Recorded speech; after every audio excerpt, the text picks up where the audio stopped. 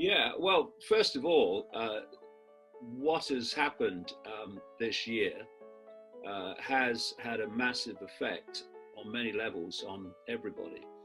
And without question, it has opened up the minds and opened the eyes of increasingly large numbers of people. Because when life is just, ticking along, you tend to almost go along in like neutral or in a gear that just does almost unconsciously goes through your life. But when you're faced with something like humanity's been faced with, and I'm not talking about the virus, I'm talking about the government impositions as a result of the virus, there comes a point where you see the world, you start to see the world in a different way. And that's the first breaking of the waters where, I see people and I perceive them to be living in bubbles. I mean, everyone has been in a bubble. It's a bubble of perception. It's a bubble of sense of reality about self and the world and reality in general. And it just kind of, bounces along through life. And then you get a big shock. And so many people have had massive spiritual awakenings at a point where you might describe it as their worst nightmare. And I have this phrase, life so often gives you your greatest gifts, brilliantly disguised as your worst nightmare. Certainly happened to me. So people are, because of the extreme nature of what's going on, they're being faced with something that perhaps they didn't want to look at before, or have never thought was necessary, or never thought there was anything to look at. Suddenly they realize the world is not like they thought it was, and it's not run by the forces they thought it was. And we are kept in the dark about all the fundamentals that we need to know to get a grasp of actually what's happening in the world and who and what is behind it. Right. And so you have two worlds. You have the world of the population, and we're given a certain amount of knowledge, unless we go looking for it, through control of the education system, the media, etc. And we're held in a tiny little box of information, thus perception. Then you've got this other world, which is the world of secret societies and satanic groups and all that comes from that. And they operate in a very, very, very different level of knowledge, especially on the inner core of it.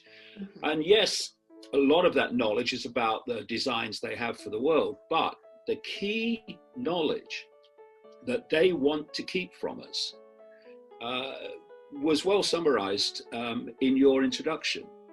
They want to sell us the idea that we are our labels, as I call them. They want to sell us what I call phantom self. People, if you say to people, who are you? Nice to meet you. They'll give you their name. They'll give you their life story, maybe. They'll give you their job, and so on. They'll give you their labels. But the labels that we are given and give ourselves are just brief experiences for the true I, which is consciousness. The consciousness having the experience. And that's the consciousness that moves on when this experience, very brief experience, is over, that we call human.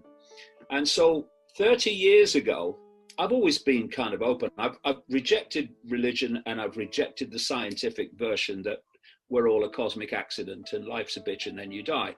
So I've rejected them all my life.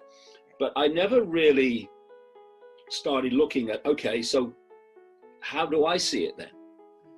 Until the late 1980s, when some very strange things happened to me, and I started to remember, because that's what we're doing. That's what awakening is. It's remembering what we have been manipulated to forget. I started to remember that life is not like we're told it is. Life is phenomenally different.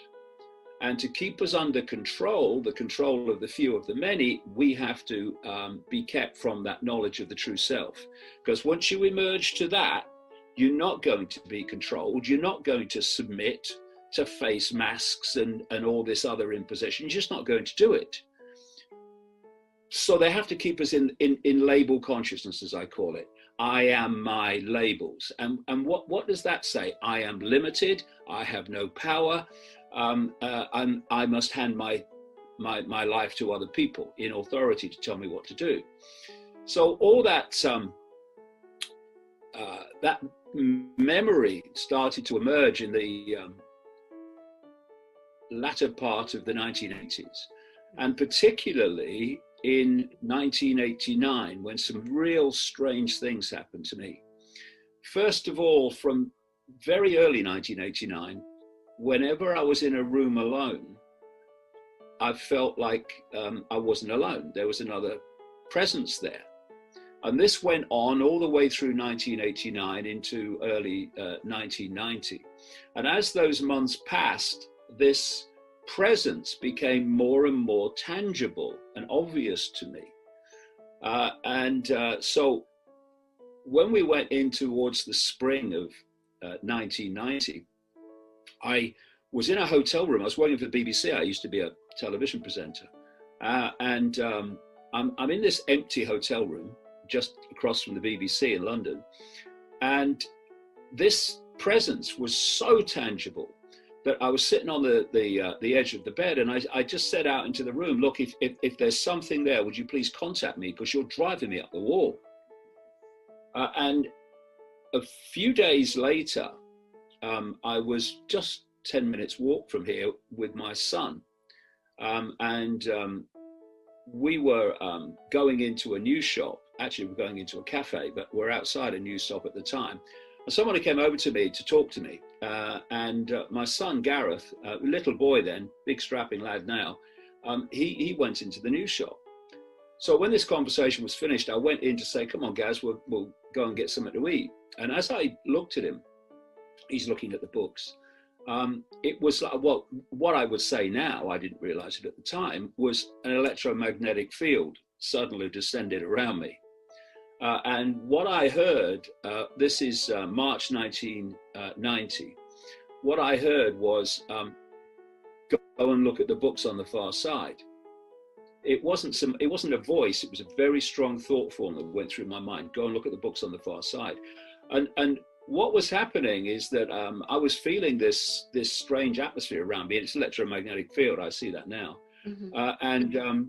And I felt like my feet were being pulled to the ground like magnets, again, electromagnetism.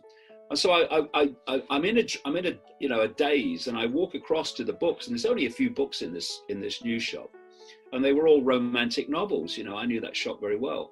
So I walked across thinking, what do I want to look at these books for? But in among them was a book that stood out because it was so different. It's called Mind to Mind, by what I realized when I turned and read the blurb, was a professional psychic called Betty Shine. So as soon as I saw the word psychic on the blurb, I thought, I wonder if she'd be able to pick up what I've been feeling around me in the last year. So I contacted her. I didn't tell her why. She did hands-on healing at the time, and I said, look, I've got arthritis. Maybe hands-on healing will help. But I just went along to see if she'd pick up anything. So I went a couple of times, hands-on healing, very nice, very interesting conversations. And I went the third time, and I'm lying on this medical type bench in her room, her front room. And as she's working on, near my left knee, I felt like a spider's web on my face. And what struck me is I'd read in her book that when other dimensions are trying to lock into you, you can feel like a spider's web on your face. Well, what is that again? It's electromagnetic energy. The same kind of energy that makes the hairs on the back of your neck stand up when you're in an excited crowd, etc. Anyway, I didn't say anything to Betty Shine because I'm still thinking, I read this in her book. I'm all new to this, you see.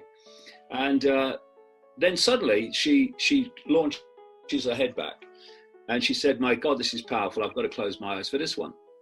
And then over the next few minutes, she said, I'm being told to tell you this. You're going out on a world stage and you're going to reveal great secrets. That basically there is that humanity has to know things that, people need to know to understand what's happening in the world. There's a big awakening coming, a big awakening of humanity coming, and that what was one line? One man cannot change the world, but one man can communicate the message that can change the world.